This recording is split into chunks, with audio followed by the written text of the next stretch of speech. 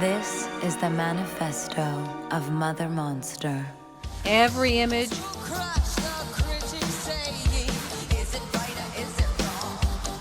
every performance, every entrance from Lady Gaga seems to shock and awe. That is reportedly Lady Gaga inside that interesting show-like sculpture. Art feeds into her fame, and fame feeds into her art.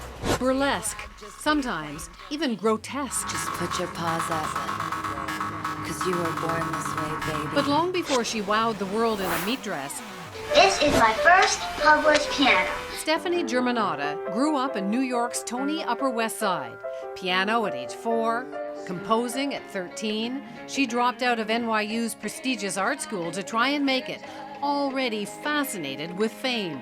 I wrote about the media and all the craziness that's going on today. In New York's underground music scene, she forged the Lady Gaga persona.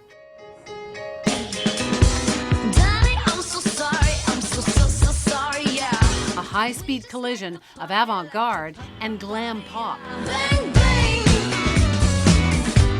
We're beautiful and dirty rich. And with her 2008 debut, The Fame, the Gaga phenomena blew up.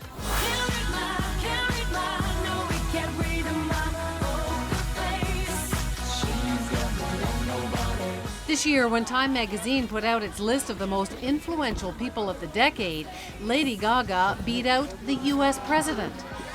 Obama, I know that you're listening. Her voice carries. Are you listening? She's used it to draw attention to LGBT rights It is important that we spread tolerance and equality for all students. and campaign against bullying. But beyond the activism, behind the surrealist carnival, Would you like to see my picture with Lady Gaga? for fans, her little monsters, she is style and substance. She's confident, she's classy, she's beautiful, and she knows how to perform. After she arrived for our interview, they didn't disguise their devotion.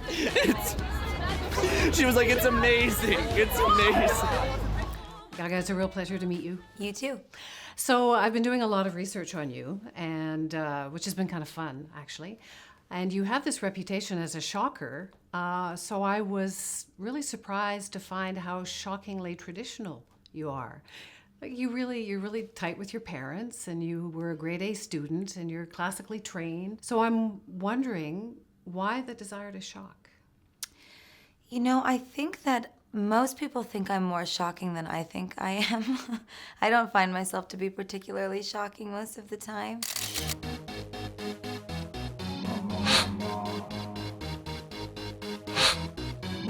Maybe earlier in my career it was seen as shocking, and now I think people are starting to see that I just put art in the front. This has just always been something I've really been obsessed with, putting the visuals and putting my creativity on my sleeve for everyone to enjoy, so that the element of show business always has a really strong creative energy and vision from me.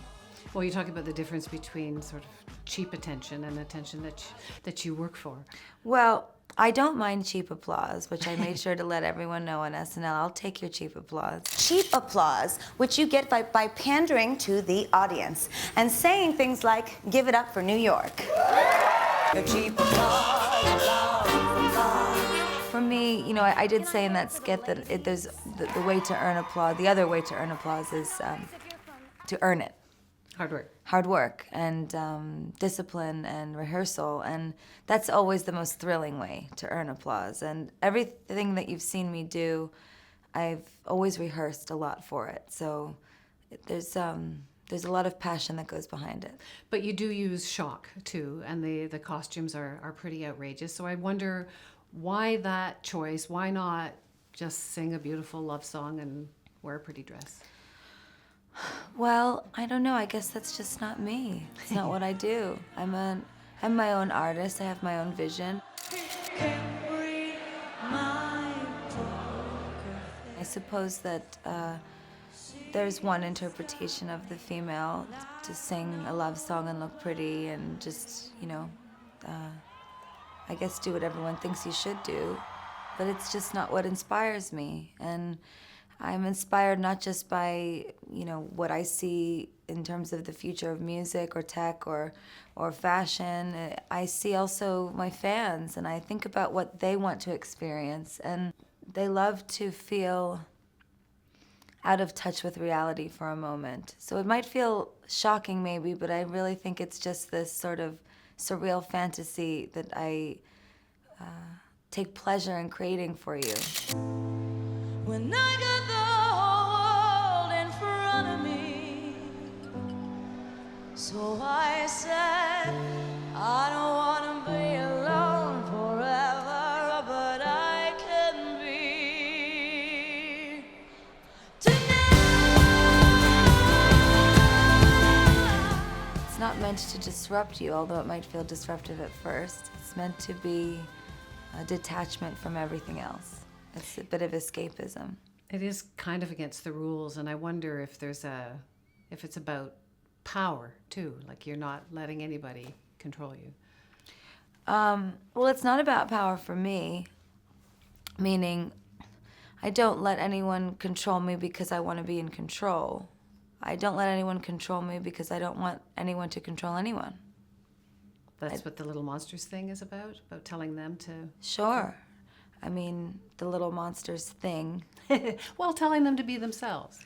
Well, it's not really a thing. It's really a connection, and it's really a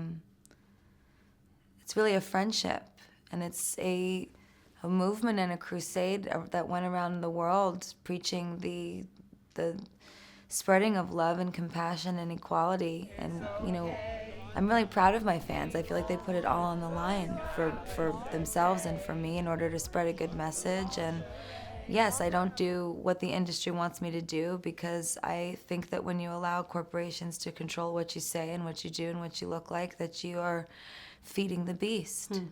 And I want to feed the passion and the creativity of my fans. I want them to know that their ideas are valuable.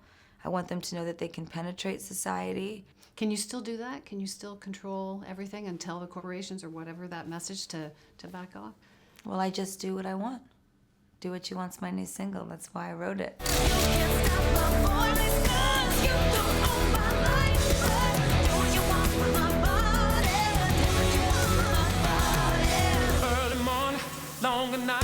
Art Pop was such a celebration. This is an album where I'm returning to my roots in terms of music and dance and combining futuristic fashion and technology with electronic sounds. This has always sort of been my predominant passion when I started making albums. And we're now wearing, our blonde hair and our crazy outfits that everyone thinks are shocking, and we're wearing them proudly.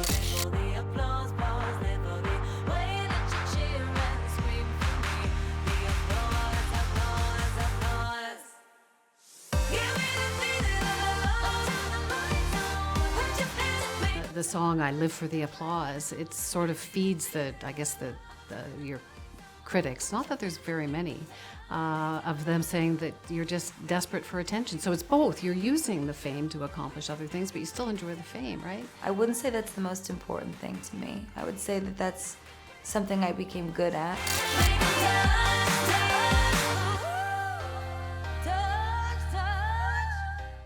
I love performing, and applause is about that very thing.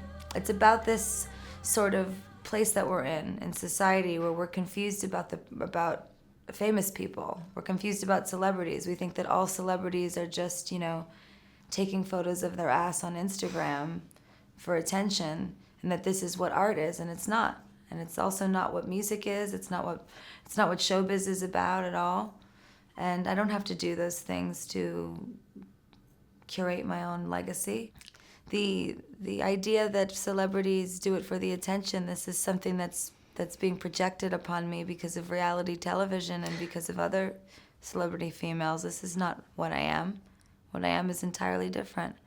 I'm a performer, I'm rehearsed, I'm a musician, I'm a writer, and maybe coming from a girl, it's like, it sounds naughty or crass, or maybe I sound conceited, but I want my fans to know that you can be a female and you can make pop music and you can be an artist. You don't have to be embarrassed about being smart.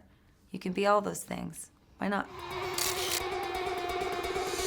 I'm not a wandering slave, I am a woman of choice. Well, you have had a profound impact. And I just wonder, decades from now, when the gay rights issue is kind of so 2013, what will you have wanted all of your fame to have accomplished? Well, I don't view social movements either as trends. I view them as something that's a part of history and a part of time, something that's catapulted by a group of people that care about a means to an end. And until I die, I will care about human rights. I won't move on to another activism because I'm older or because it's, actually a lot of people said that to me about Born This Way. They said, oh, this is so 1990, and it wasn't. There's a lot of gay suicide all around the world, young teenagers that don't come out to their parents. They don't know how to be themselves in school. These are things that are important. You've said all of these issues everywhere that you go, but it's difficult to challenge every sort of human rights issue in every country and still be the pop star that Well, I don't you challenge are. every human rights issue. I challenge particularly human rights in relation to equality and in relation to educating young people about their ability to be powerful. It's self-empowerment. My mother and I put together a bus that traveled the country that came to every single show with me. And it was a massive success, and we traveled with my tour and helped 1,000 kids a day that came for free to get free food, to get free counseling, to meet people in their respective communities that were running youth shelters or places where you could go to feel empowered as a young person. That was what Born This Way was all about. For all the music and for all the imagery that people see, if you look a little closer, you would see a very dedicated and very passionate woman. Well, you've had a profound impact on a lot of people, and thank you so much. Thank you.